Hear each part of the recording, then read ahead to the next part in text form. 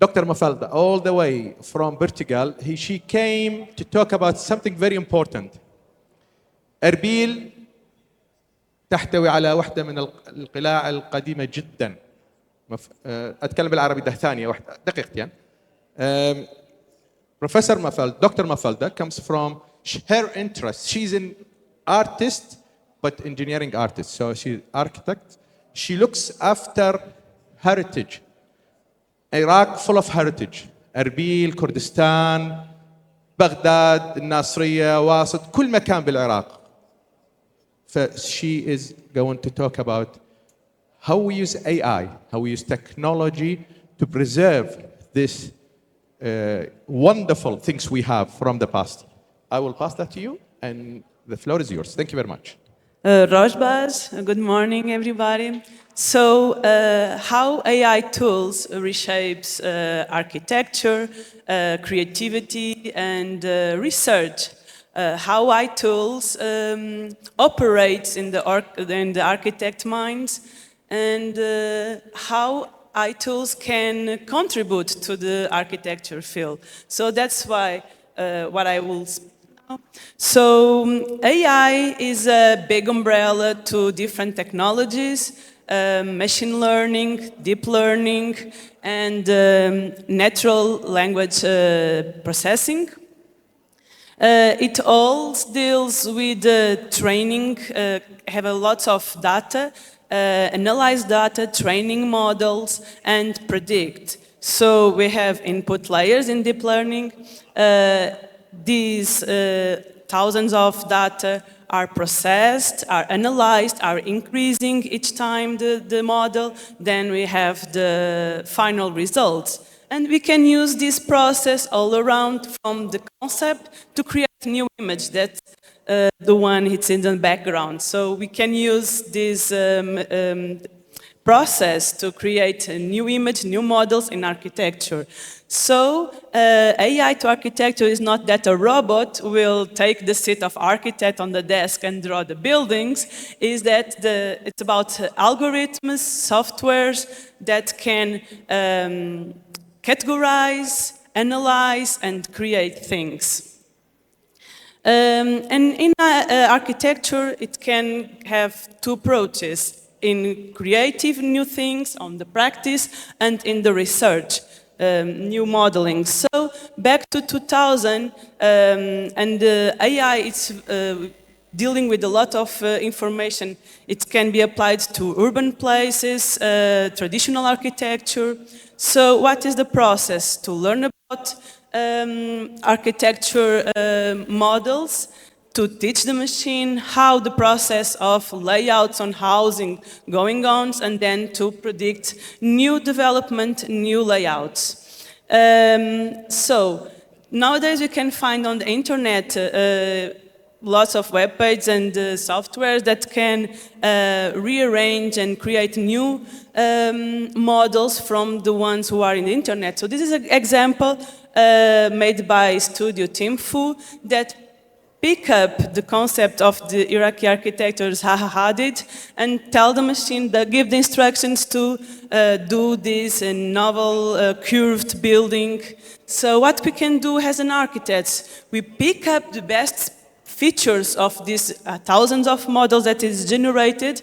We can manipulate few parts to get improved, and then we arrive to a final process, better improved, better creativity. So the internet has thousands of images. We can regenerate new forms based on the real ones from the world. So I picked this example from Santorini that I studied long ago on my PhD. And you see the Santorini creation is not real Santorinis, but Santorini, the houses based on what is on the internet, or this is the features. Thousands of images, then we generate, and what's happened on these hidden layers. We have traditional architecture, we have to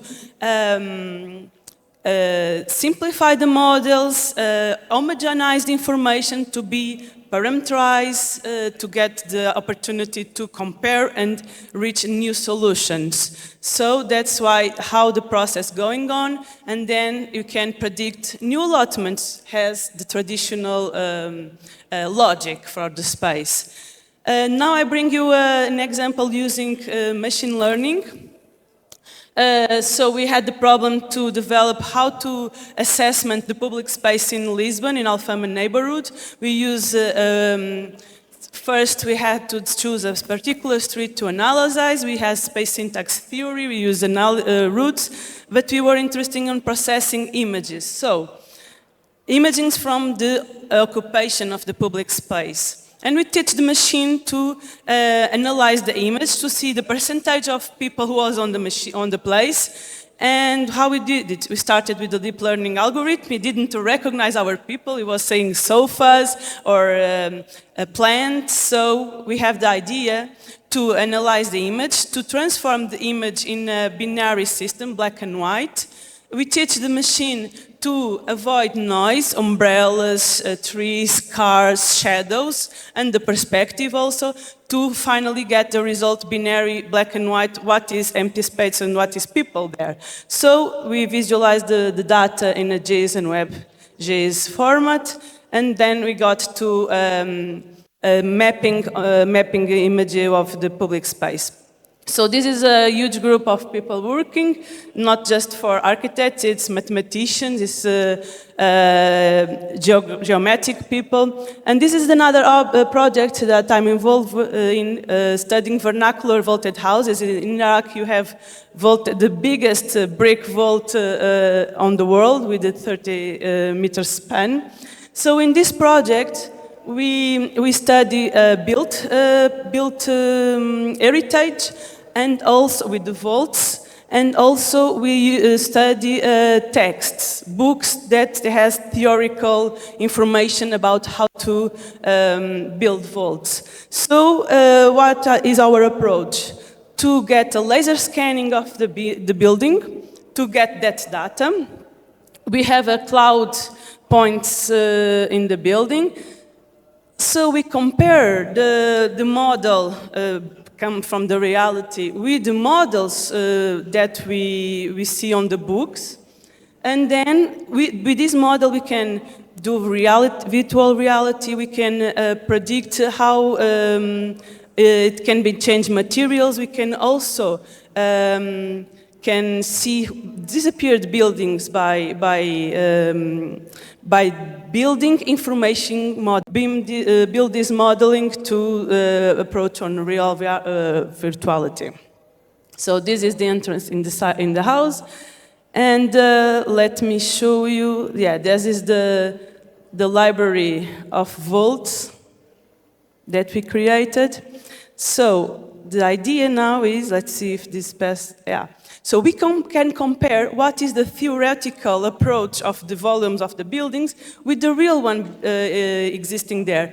We can see the difference, we can see the transformations through the years, the master builders' approaches, the earthquakes influences. So we have these two models, reality and virtuality, then we can study. And then we can do efficiency building simulation.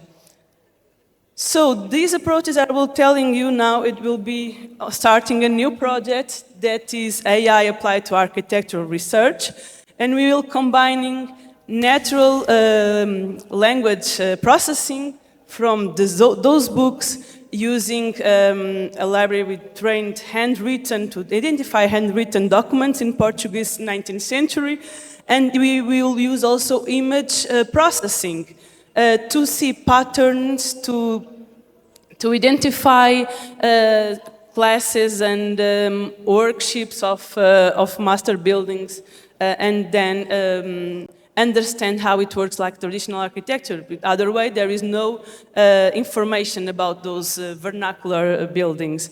A big team is supporting these types of research. And I want to finish this with saying that AI is shaping the architecture field, the architecture career. It's amazing what we can do on the future with this. Thank you so much. Good. Thank you so much. And any question will be during the break. Thank you very much. Thank you. Thank you. I would like to invite Professor Kamal to the stage.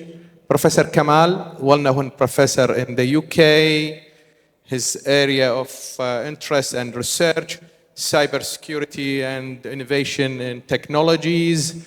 He was leading in different field. He was the head of school, and then now he set up his own institute in innovation and AI. He's going to talk about AI with education. How are we going to revolutionize education using AI? The mic is yours. Thank you. Thank you very much. Am I on? Yeah. You are on, yes. Good morning, everyone. So you are here because I'm sure you love Dr. Diari and his team, but you're here because you have an interest in artificial intelligence, and this interest has seen a surge in the last maybe couple of years. Closer. Is it better? Yes. Good. Thank you. And this surge, let's not hide the fact that what we call large language models, or things like ChatGPT, have brought AI again to the surface. I've been told that we have 15 minutes, and as you can see, it's very strict. You can't ask a professor to talk for 15 minutes, it's impossible.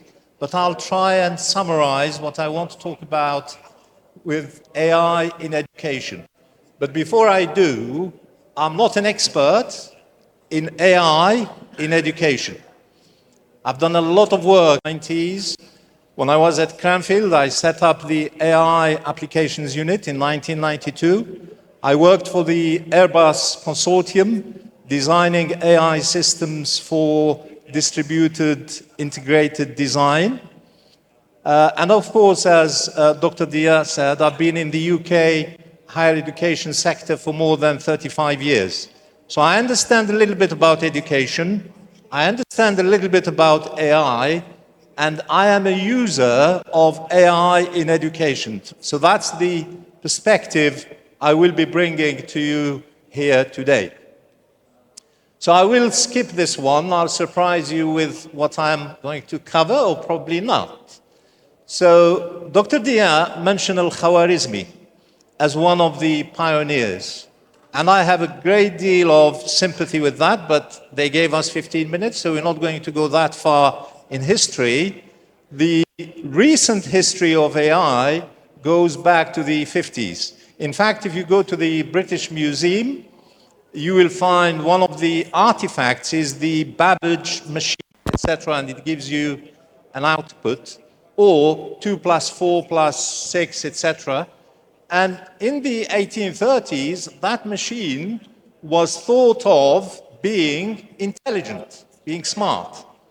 So depending on where you put the bar, intelligent machines have been with us for quite a while, but I'm going to go to the early 50s with the seminal work of Alan Turing. And I think Councillor Bakhtiar this morning mentioned the AI summit that took place in Bletchley this year. And Alan Turing worked in Bletchley in those years. And he wrote a paper in which he asks the question, can machines think? And many believe that was the beginning of AI as we know it today. But the phrase artificial generative AI and education. I use this slide, I call it the overused slide, because my background in AI has shifted towards using AI for cybersecurity, and I call this the grand challenge. The combination of superconnectivity, the data tsunami, and artificial intelligence. Many put the number of devices that are connected today, sharing information about you, about me, about everyone, to something in the region of 50 to 60 billion devices. So these devices are creating huge amounts of data. In fact, the amount of data we created over the last 5 years or so is more than all the data that humanity has created ever since Adam alayhi salam walked on this planet. So Professor Song talked about the data, and Professor Dia also mentioned data being the fuel for AI. So this is a huge opportunity. All this data that's available there is making AI systems thrive on using the data to deliver certain aspects of what we want to do. So I'm going to talk about education and some of the benefits of using AI in education.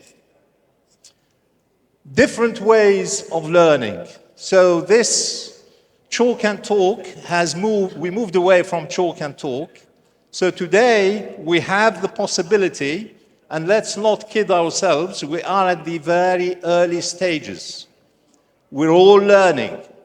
The top universities in the UK, in the US, everywhere else, we are still learning how to use AI in the classroom.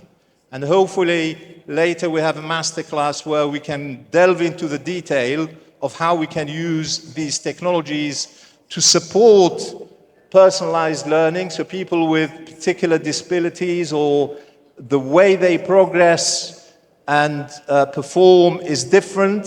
So instead of having one teacher or one lecturer who will be overwhelmed by all the needs, we can have personalized assistants where the learners can use these personalized assistants, which are made by AI, in their own time to learn, and then come to the classroom to learn from other peers, doing exercises together, doing some practical work, learning in collaboration. And of course, AI assistants can support educators to prepare lessons, to do marking, give feedback to students, and these tools exist today, and they are used in some ways. Some institutions are using these tools more than others.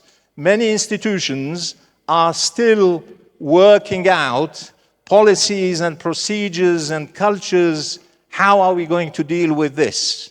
And I think this conference is really very timely. I can't remember, I think it's Councillor Bakhtiar who said, pioneers, you are the pioneers. It is timely because we are asking all these questions, and it's only important that this conference asks the same question to move us forward in this part of the world. One thing that these assistants will allow is widening access. So if I have a disability and I am in the middle of a classroom made of 50 students, I will not have access to learning in a similar way as other peers. Whereas if I have a personalized learning assistant, they can customize the learning based on what I need, and that will give me access to education that probably I wouldn't have had access to. And of course, institutions and educators are using AI assistants to do learning analytics, to understand how students are performing so that they can support them better. Who is doing what they should be doing and who is lagging behind, and what can be done to support these students. Of course, with these benefits, and I'm more than happy to talk about these in more detail either later or during the masterclass, to be taken into account as well. Adoption by tutors, how am I doing? 1 minute. Okay, I'm going to rattle through this because there are a couple of slides I need to show you. Tutors are very busy, and I'll come to this in a minute. And of course, not everyone has access to technology, and that will make some, go backward instead of going forward. How not to be prepared if we don't invest and innovate? we will go backward. If we are too busy, you know, why don't you do this? Can't you see I am very busy? And I think educators are busy people, and giving them more work to do without looking at the whole picture is going to be problematic. This slide is very important. I call it the hell scenario. You cannot do this by yourself. We've got here representatives from different communities, and that's what we need. We need collaboration, coordination, and consistency. 3 C's. We all need to work on this together to get the best of AI in education or indeed in any other subject area. And I will leave you with that. Thank you so much for that, and thank you very much for keeping the time.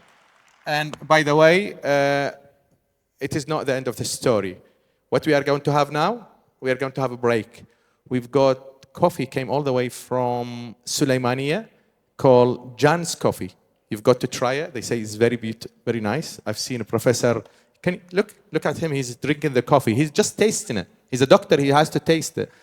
What we have now. After the break, we are going to have some workshop on healthcare, and after that we have an education, cybersecurity, as well as ethics. If you look at the program, you can choose which masterclass you want to do. If you have any questions, the professors will be available on this masterclass. Open discussion, as my friend and my colleague said, is the beginning. Education has changed. Computer has changed our life.